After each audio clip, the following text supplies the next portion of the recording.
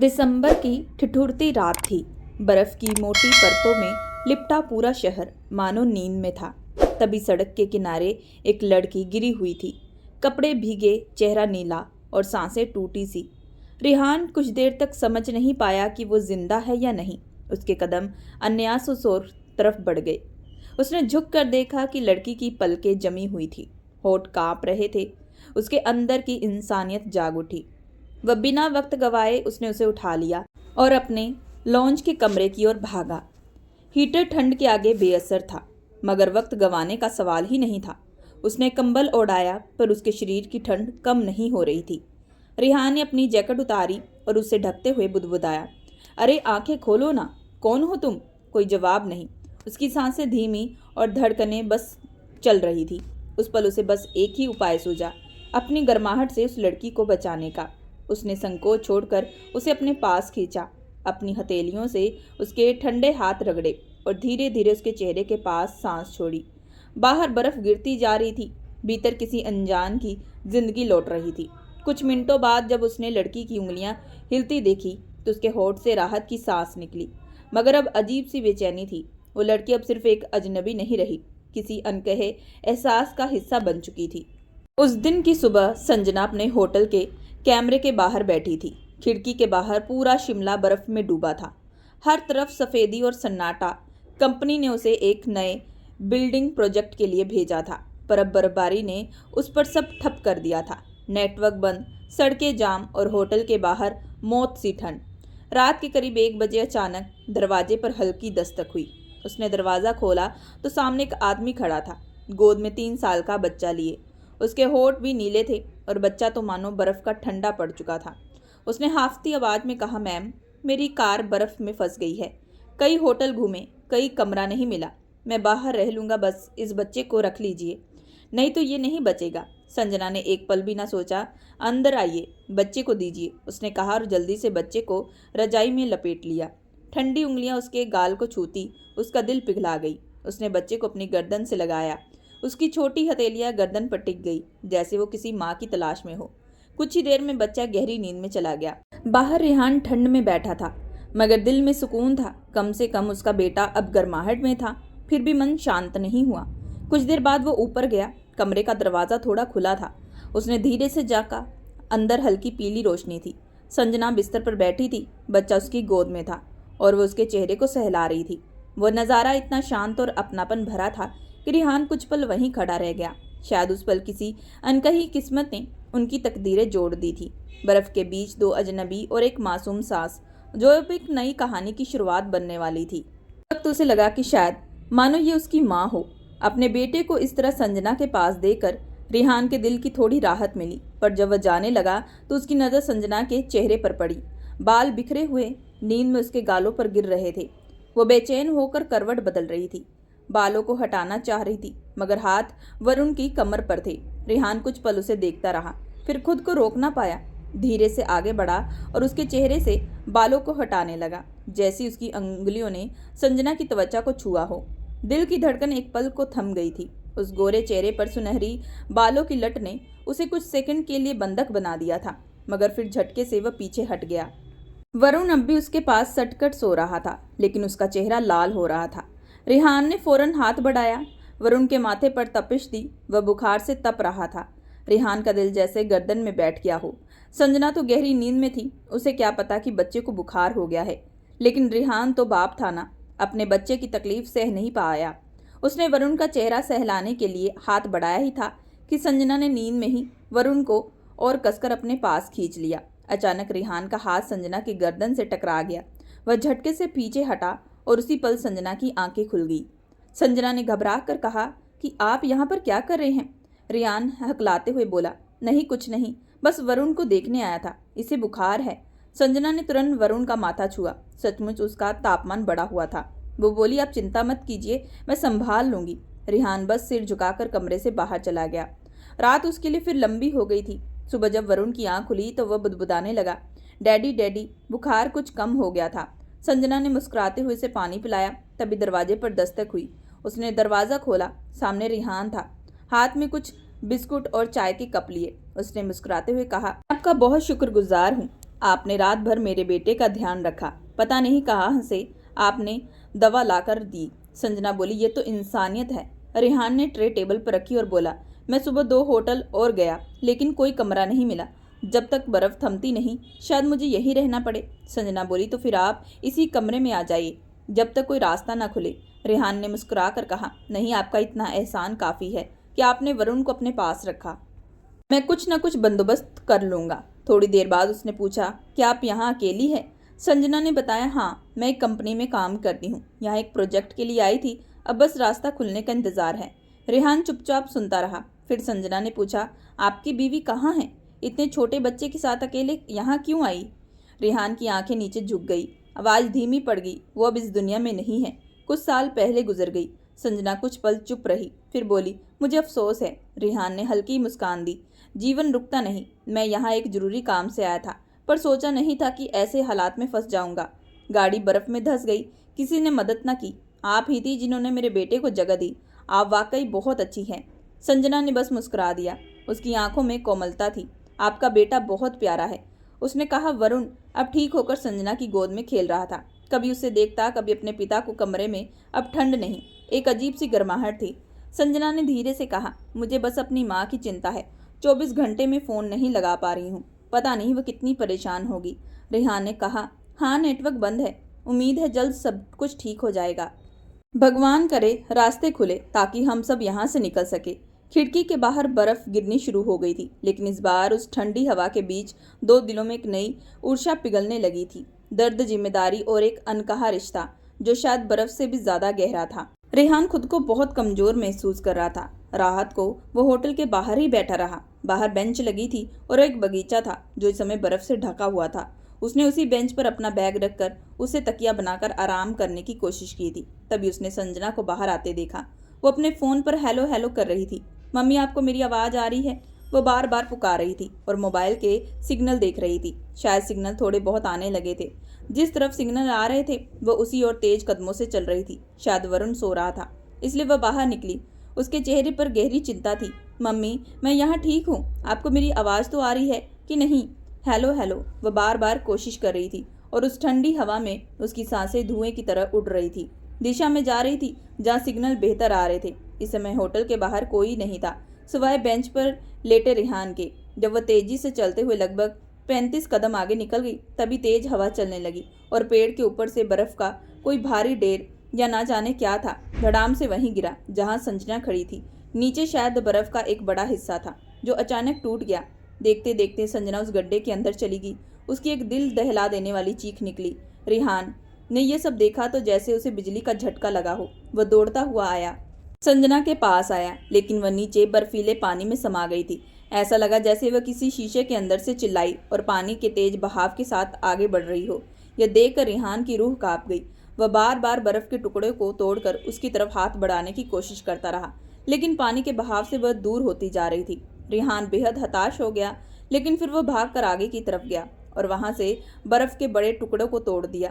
जैसी संजना उसके पास पहुंची, उसने उसकी कलाई मजबूती से पकड़ ली, पर वह बेहोश हो गई थी। बड़ी मुश्किल से रेहान ने अपने दोनों हाथों से संजना को बाहर खींचकर बर्फ पर लिटाया, लेकिन वह बिल्कुल नीली पड़ गई थी और बेहोश थी। रेहान का दिल बैठ गया और वह उसके गाल थपथपाने लगा। संजना, संजना, क्या हुआ है आपको? प्लीज़ होश में आए। ऊपर से बर्फबारी तेज होने लगी थी। उसने तुरंत संजना को अपनी गोद में उठाया और भागता हुआ होटल के अंदर गया, लेकिन होटल बिल्कुल खाली था। यहाँ तक कि रिसेप्शन लड़का भी अपने कमरे में जा चुका था। ठंड बहुत ज़्यादा बढ़ गई थी और ऊपर से ये बर्फबारी एक आपदा की तरह बढ़ती जा रही थी। वह जल्दी से संजना को उसके कमरे में ले आया और उसे बिस्तर पर लिटा दिया। वरुण देखकर सो रहा था। रेहान ने उसके हाथ अपने हाथों में लेकर तेजी से रगड़ना शुरू किया ताकि उससे शरीर का तापमान सामान्य हो सके। उसे समझ में नहीं आ रहा था कि वह किसी मदद के लिए पुकारे या फिर क्या करे। इस लड़की को कहाँ लेकर जाए? वह बिल्कुल बेजान थी। उसने तुरंत अंगीठी में लकड़ियां जलाने की कोशिश की, लेकिन बर्फ इतनी ज़्यादा थी कि आग भी जल ना पाई। उसने संजना पर डबल रजाई डाल दी, लेकिन कोई असर ना हो रहा था। उसका उससे कोई रिश्ता नहीं था, लेकिन इस वक्त वह जिंदगी और मौत के बीच खड़ी थी। रेहान कभी उसके हाथ रगड़ता, कभी उसके चेहरे को थपथपाता, लेकिन उसके होठ नीले हो रहे थे। लग रहा था कि वह बच नहीं पाएगी। उसे समझ में नहीं आ रहा था कि वह क्या करे। पहले तो उसने अपनी आंखें बंद की और संजना के भीगे कपड़े उतारे।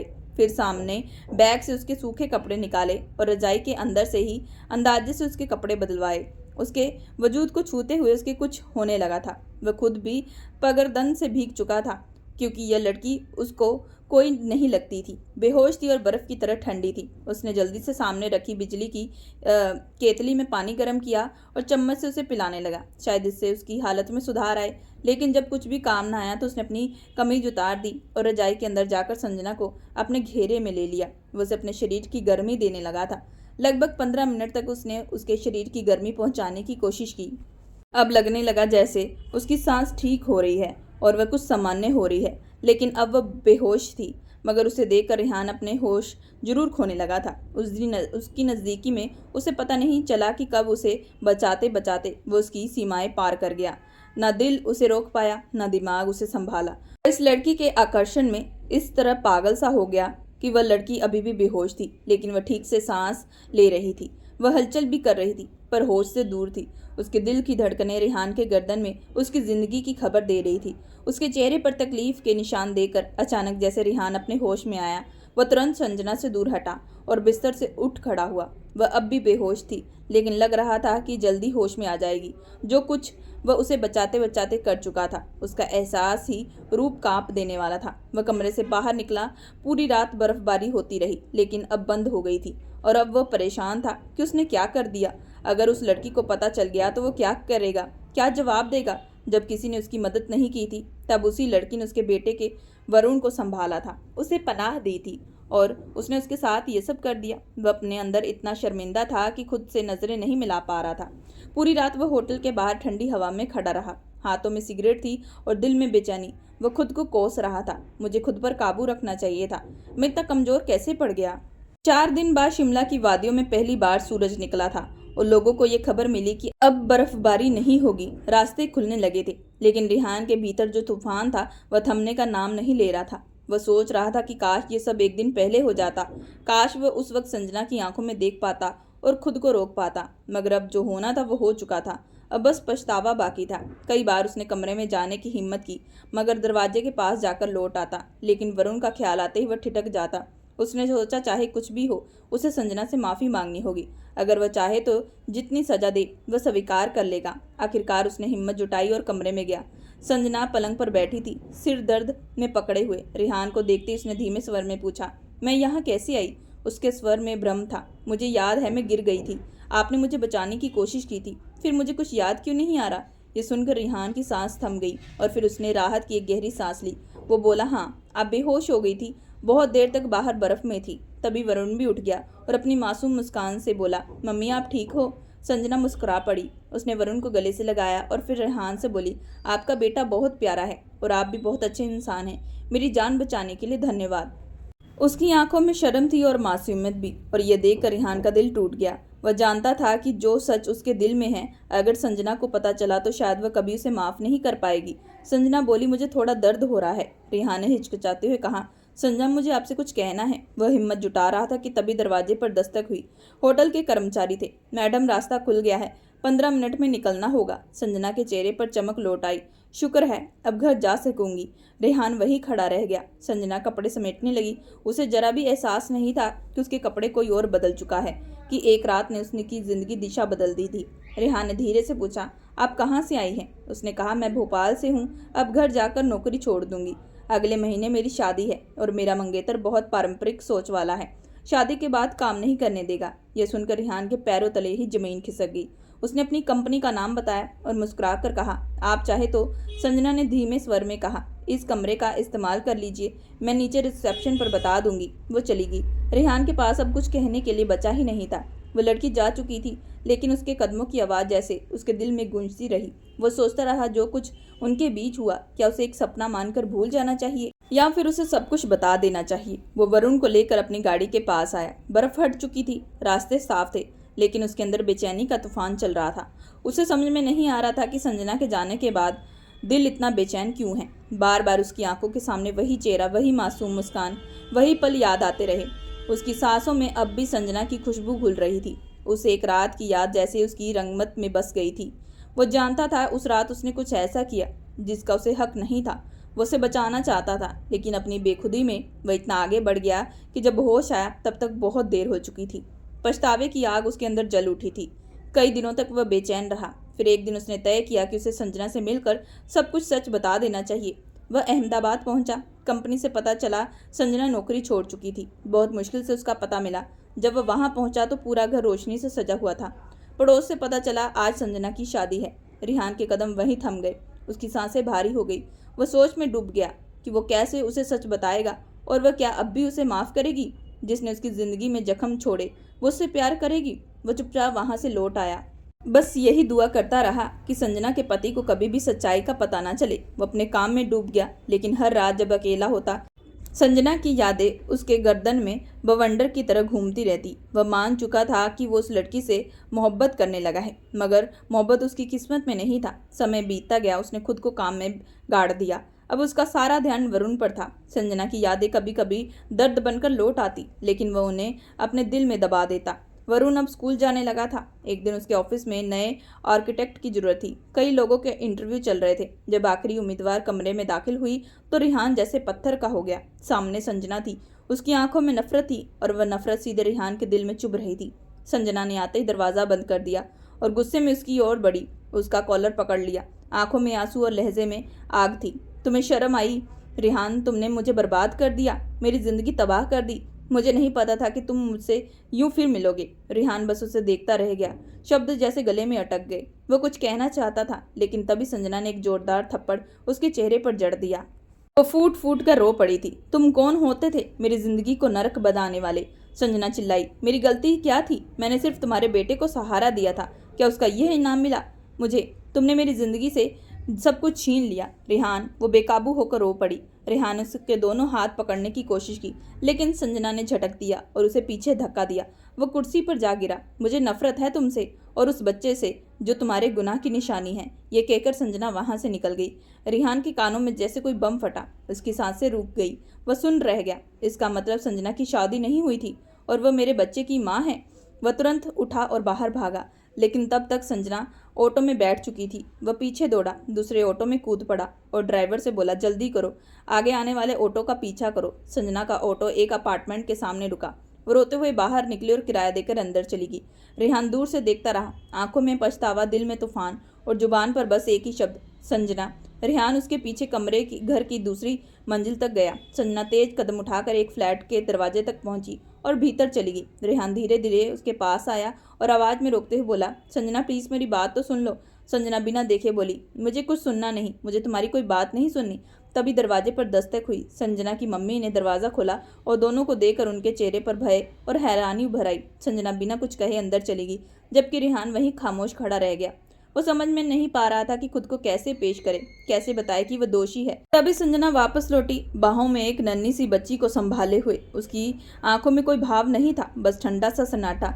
वह सीधी रिहान के पास आई और बिना कुछ कहे बच्ची को उसकी गोद में रख दिया। ले लो, संभालो अपना गुनाह और चले जाओ। मम्मी का चेहरा सख्त हो गया। बच्ची को देखते ही रिहान के गर्दन में कुछ टूट सा गया। इस नन्हे चेहरे में उसे अपना अक्स दिख रहा था, जैसे किसी ने उसकी आत्मा पर चोट कर दी हो। मम्मी ने भारी आवाज में कहा, हमारी बेटी ने तुम्हारा क्या बिगाड़ा था जो तुमने उसकी जिंदगी तबाह कर दी? हमें कितनी बदनामी झेलनी पड़ी, तुम जानते भी हो। उनकी आवाज कांप रही थी, आंखों में आंसू बह निकले। रिहान ने कांपते हुए कहा, क्या मैं अंदर आकर बात कर सकता हूँ? मम्मी ने गुस्से में कहा, अब कौन सी बात बाकी है करने को? हमारी बेटी का घर उजाड़ दिया, उसका रिश्ता टूट गया, हम बदनामी से बचने के लिए शहर छोड़कर भागे। वह बच्ची जो तुम्हारी गोद में है, उसकी माँ ने तो उसे छूना तक नहीं चाहा। रिहान की आंखें भर आई, उसने सिर झुका लिया। अगर मैंने कुछ गलत किया है तो सजा दीजिए, जो भी सजा होगी मैं स्वीकार कर लूंगा, पर संजना को और तकलीफ मत दीजिए। मम्मी की आंखों में भी दर्द उतर आया। उन्होंने गहरी सांस ली और बोली, शादी से कुछ दिन पहले संजना की तबीयत खराब हुई थी। हम जब डॉक्टर के पास गए तो रिपोर्ट देखकर सब हैरान रह गए। संजना रोती रही कि कुछ नहीं हुआ, पर हर रिपोर्ट में वही सच दोहराया जो वह छुपाना चाहती हो। बारात वालों को पता चला तो वो रिश्ता टूट गया। हमारी जिंदगी एक पल में बदल गई। रिहान की आंखें झुक गई। उसे वह सारी रातें याद आने लगी जब उसने संजना की जान बचाने की कोशिश की थी और हालात के दबाव में वह खुद बह गया था। उसने धीरे से कहा, मैंने संजना को कभी धोखा नहीं दिया, मैं उससे शादी करना चाहता हूँ। मैं उसकी हर तकलीफ का हर्जाना अपनी जिंदगी से दूंगा। मम्मी कुछ देर चुप रही, फिर बोली, मैं उससे बात करूंगी, लेकिन भरोसा कैसे करूं कि तुम बदल गए हो? उसी वक्त संजना कमरे से बाहर आई। उसकी आंखों में आंसू थे, मगर चेहरा सख्त था। वो बोली, मुझे इस आदमी की शक्ल से भी नफरत है। मैं मर जाऊंगी पर इसके साथ कभी शादी नहीं करूंगी और इसे कह दो अपनी बच्ची को लेकर यहाँ से चला जाए। रेहान ने उसके सामने झुककर कहा, अगर मुझे सजा देनी है तो मैं तैयार हूँ, पर खुद को सजा मत दो संजना। मैं तुम्हें इज्जत दूंगा, तुम्हारी हर पीड़ा मिटाऊंगा। प्लीज शादी से इनकार मत करो। संजना ने बिना कुछ बोले दरवाजा जोर से बंद कर दिया। रेहान बार बार घंटी बजाता रहा पर कोई जवाब न मिला। थके कदमों से वह नीचे आया। बाहों में नन्ही सी बच्ची और हाथ में उसका बड़ा बेटा। वरुण ने मासूमियत से पूछा, डैडी ये कौन है? रेहान ने टूटती आवाज में कहा, तुम्हारी बहन। अगले दिन जब रेहान फिर वहां गया, मम्मी ने दरवाजा खोला और धीमे स्वर में कहा, बहुत मुश्किल से मैंने अपनी बेटी को मनाया है, कस्में वादे सब देकर। संजना दरवाजे पर आई। आंखों में आंसू थे मगर आवाज में ठंडापन। मैं नहीं चाहती अब और समय बर्बाद हो। आधे घंटे में शादी का इंतजाम करो। आधे घंटे में सब कुछ बदल गया। ना सजावट ना संगीत, सिर्फ दो दिल जो टूटी हुई जिंदगी को जोड़ने की कोशिश कर रहे थे। संजना और रेहान के फेरे हो गए। एक खामोश शुरुआत जिसमें गवाही सिर्फ आंसू और पश्चाताप की थी। मंदिर में कुछ फूल, कुछ मंत्र और थके हुए चेहरे, बस इतना ही था। जब संजना बाहर आई उसने हल्के गुलाबी रंग का सादा जोड़ा पहना था। चेहरे पर कोई मेकअप नहीं, बस एक अजीब सी शांति थी। रेहान ने उसकी ओर हाथ बढ़ाया मगर उसने झटके से उसका हाथ हटा दिया। वह चुप रह गया, सिर्फ गहरी सांस लेकर पीछे चला गया। दोनों मंदिर की सीढ़ियां उतर रहे थे। संजना के कदम भारी थे और आंखों में आंसू लगातार गिर रहे थे। नीचे रेहान की गाड़ी खड़ी थी। उसने संजना के लिए आगे का दरवाजा खोला पर संजना बिना कुछ कहे पिछली सीट पर जाकर बैठ गई। गाड़ी के अंदर सन्नाटा था, बस संजना की रुलाई हुई इंजन की हल्की आवाज थी। रेहान ने शीशे में उसकी परछाई देखी लेकिन कुछ कहने की हिम्मत नहीं की। जैसे ही बंगले का गेट खुला, चौकीदार और नौकर उसे देखकर हैरान रह गए। किसी ने पूछा, साहब जी ये कौन है, कोई मेहमान? रेहान ने सीधा जवाब दिया, नहीं ये मेरी पत्नी है। सबकी नज़रों में हैरानी थी। लाउंज में दाई छोटे बच्चे को दूध पिला रही थी। वरुण फर्श पर बैठा खिलौने से खेल रहा था। जैसे उसने रेहान को देखा दौड़ता हुआ उसके पास आया। डैडी। रेहान ने उसे गोद में उठा लिया, माथे पर चूमा।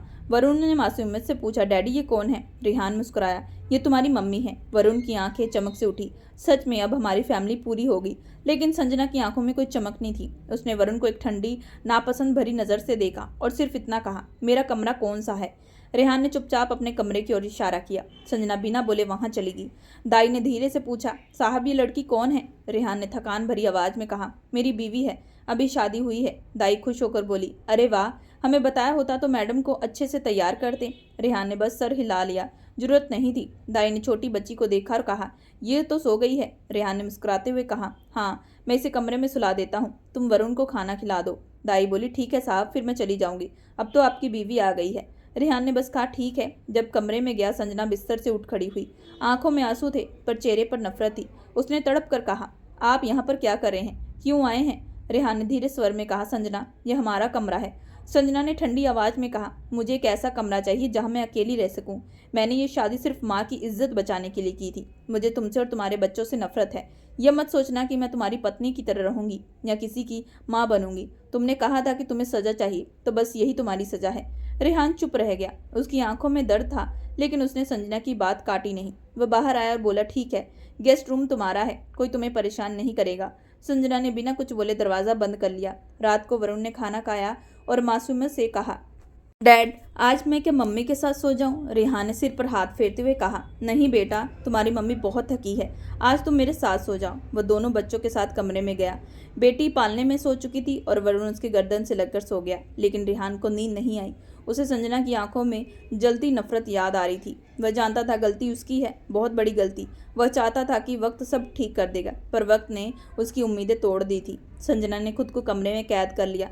वह वरुण से बात नहीं करती, ना ही बेटी को गोद में लेती। घर में उसकी मौजूदगी बस एक दीवार की तरह थी जो दिखती थी मगर कोई एहसास नहीं देती।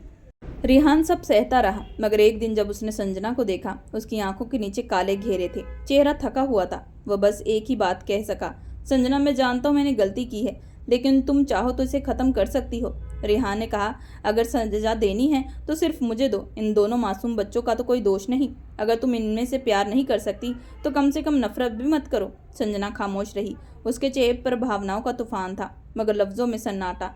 रेहान ने बहुत कोशिश की उससे बात करने की, पर वह किसी सवाल का जवाब नहीं देती। रात को जब सारे कमरे में सो चुके थे, रेहान बरामदे में बैठा सिगरेट पी रहा था।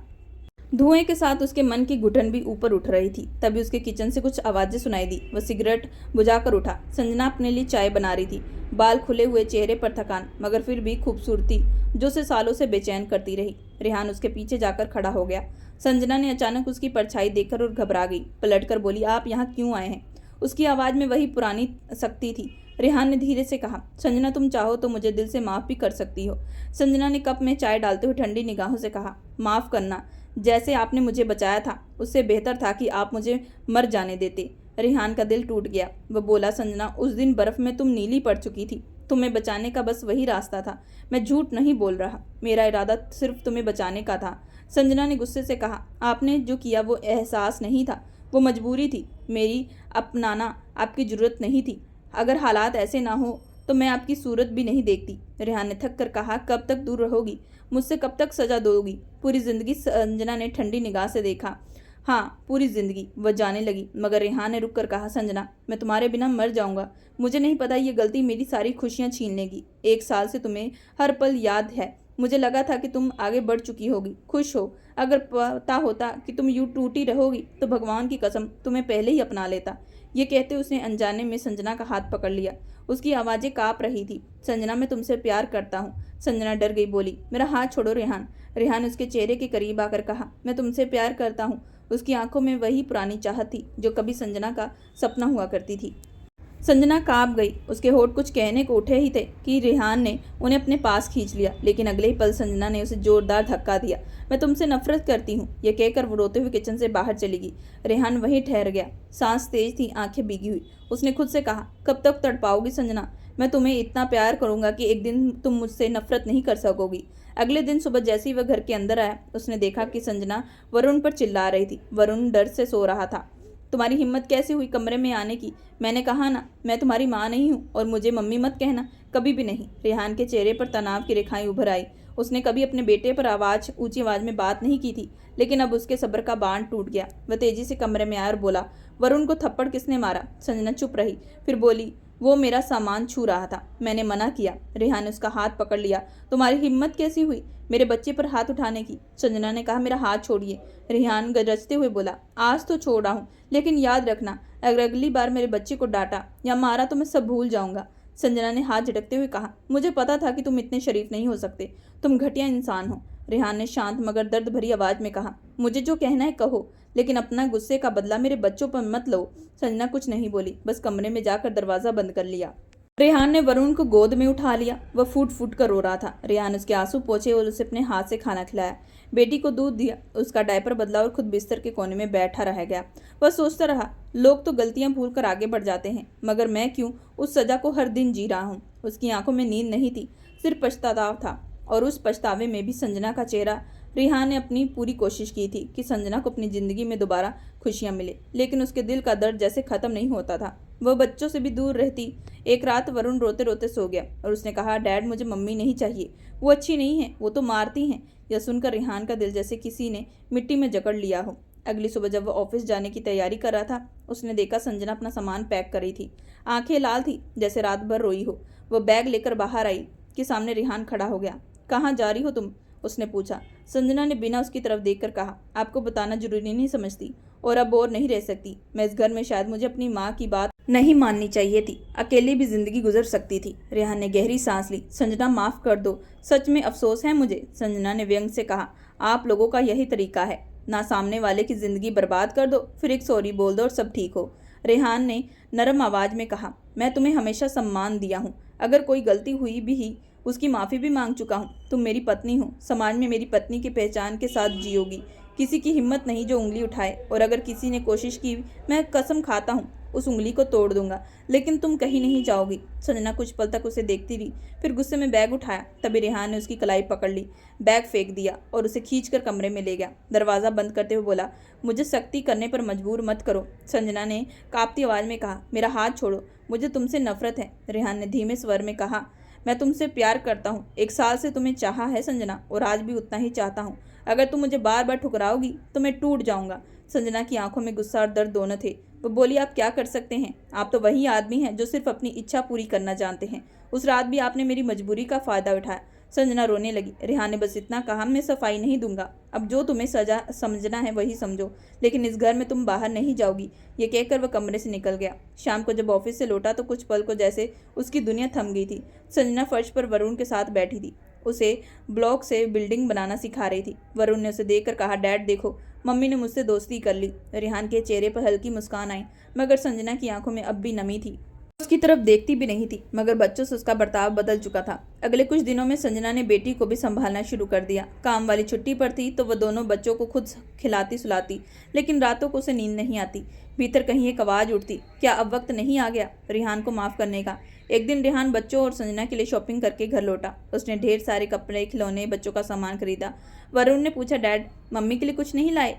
रेहान मुस्कुराया और ऐसा कैसे हो सकता है कि तुम्हारी मम्मी के लिए कुछ ना लाऊं? सारे बैग उसने लिविंग रूम में रख दिए, बस एक बैग चुपचाप अपने कमरे में जाकर अलमारी में रख दिया। संजना ने अपने कपड़े उठाए और बिना कुछ बोले अपने कमरे में चली गई। रात को बच्चे सो चुके थे और तभी रेहान ने अलमारी से वही बैग निकाला और संजना के कमरे में चला गया। दरवाज़ा खुला था। संजना नहा कर आई थी। वह चौंक गई। आप यहाँ? उसने घबराई हुई आवाज़ में कहा। रेहान ने बिना कुछ बोले दरवाज़ा धीरे से बंद कर दिया और लॉक घुमा दिया। संजना का चेहरा पीला पड़ गया। प्लीज़ बाहर जाए, वो बोल ही पाई थी कि रेहान ने धीरे से कहा, यह घर सिर्फ तुम्हारा नहीं हमारा भी है। संजना ने पलटकर उसकी तरफ देखा। आंखों में नाराज़गी थी, लेकिन कहीं गहराई में वो पुराना अपनापन भी था। तो फिर मेरा क्या है इस घर में? उसने तड़क कर कहा। रेहान पास आया। उसकी आवाज़ में एक अजीब सा सुकून था। सब कुछ तुम्हारा है संजना, ये घर, ये सांसें और मैं भी। उसने एक बैग उसकी तरफ बढ़ाया। ये क्या है? संजना ने पूछा। बस कुछ ऐसा है जो तुम्हें मुस्कुराते हुए देखने के लिए लाया हूँ। रेहान ने धीमे मुस्कान के साथ कहा। मुझे आपकी कोई चीज़ नहीं चाहिए, संजना ने सख्त लहजे में कहा। पर रेहान के चेहरे पर कोई शिकन नहीं आई। उसने गहरी सांस ली और धीमे से कहा, 1 साल हो गया है तुम्हारी नाराज़गी झेलते हुए, अब बस सुकून चाहता हूँ, सजा नहीं। अगर यही चाहिए तो मैं झुक जाता हूँ। और सचमुच वो उसके सामने झुक गया। उसके कांपते हाथों में सच्चाई थी, आंखों में नम्रता। संजना जैसे पत्थर की मूर्ति बन गई। वो समझ में नहीं पा रही थी कि सामने वही आदमी है जिसने कभी उसका दिल तोड़ा था, या अब वो सचमुच बदल चुका है। उठिए, ऐसा मत कीजिए, संजना ने धीरे से कहा। रेहान मुस्कुरा दिया। अरे, अपनी पत्नी को मना रहा हूँ, क्या ये भी गुनाह है? उसकी बातों में अब तानाशाही नहीं बल्कि कोमलता थी। कपड़े बदलो, नहीं तो मैं खुद मदद कर दूँ, उसने मजाक में कहा। तो संजना सक पका गई। नहीं, मैं खुद कर लूँगी, उसने झट से कहा और बाथरूम की ओर बढ़ गई। कुछ देर बाद वो बाहर आई, सादी सी ड्रेस में, लेकिन चेहरे पर अजीब सी चमक थी। उसकी आंखों में अब वो ठंडापन नहीं, एक हल्की सी गर्माहट थी। रेहान ने बिना बोले उसे देखा। उस नज़र में कोई ख्वाहिश नहीं थी, बस राहत थी, जैसे बरसों का बोझ उतर गया हो। उसने धीरे से उसका हाथ थामा और कहा, अब बस एक ही चीज़ चाहिए, तुम्हारा भरोसा। संजना की पलकों पर आंसू छलक आए। वो कुछ बोले बिना बस उसकी ओर झुक गई। कमरे में अब सिर्फ दिल की धड़कनें थी जो सालों की चुप्पी तोड़ रही थी। बाहर बारिश की बूंदें गिर रही थी, जैसे किस्मत ने भी उनके लिए सब कुछ धो दिया हो। सुबह की हल्की धूप पर्दों से छन कर आई हो। संजना ने आंखें खोली। रेहान उसके पास ही था। उसकी उंगलियां अब भी उसके हाथों में उलझी थी। उसने धीमे में मुस्कुराकर कहा, रात भर तुम सोई नहीं? रेहान ने आंखें मलते हुए जवाब दिया, तुम्हारे पास नींद कैसे आती है जब सुकून यही था। संजना हल्का सा मुस्कुराई, लेकिन उसी वक्त बाहर से बच्चों की खिलखिलाहट सुनाई दी। उसने झट से उठकर कहा, उठिए, बच्चे जाग गए हैं। रेहान ने उसका हाथ पकड़कर कहा, अच्छा तो अब से रोज सुबह यही बहाना होगा। दोनों के बीच हंसी की एक लहर दौड़ गई। कुछ देर बाद सब नाश्ता कर रहे थे। बच्चों की शरारतों के बीच अब वो पुरानी खामोशियां नहीं थी। रेहान ने अखबार रखते हुए कहा, आज ऑफिस नहीं जाऊंगा। संजना ने आश्चर्य से पूछा, क्यों? वह मुस्कुराया, क्योंकि आज बस जीना है तुम्हारे साथ अपने घर में। शाम को जब सब पार्क गए, हवा में बच्चों की हंसी थी और उस हंसी में उनका अतीत कहीं खो गया। रात को जब सो गए तो संजना बालकनी में खड़ी आसमान देख रही थी। तभी रेहान पीछे आया और हल्के से बोला, देखो आज चांद भी मुस्कुरा रहा है। चंद्रना ने मुस्कुरा कर देखा, आंखों में चमक। शायद अब वो हमें देख कर खुश है। रेहान ने उसका हाथ थामा, क्योंकि इस बार हमने अतीत को नहीं, एक नई शुरुआत को चुना है। और उस रात उनकी जिंदगी ने सचमुच एक नया अध्याय शुरू किया, जहाँ ताले नहीं थे, डर नहीं था, बस प्यार, माफ़ी और वो सुकून था जो एक अंधेरे रिश्ते को फिर से पूरा कर गया। दोस्तों, मैं आशा करती हूँ कि आप लोगों को ये कहानी पसंद आई होगी। अगर आप लोगों को ये कहानी पसंद आई है तो प्लीज़ हमारे चैनल को लाइक और सब्सक्राइब जरूर करें एंड बेल आइकन का बटन जरूर दबाएं।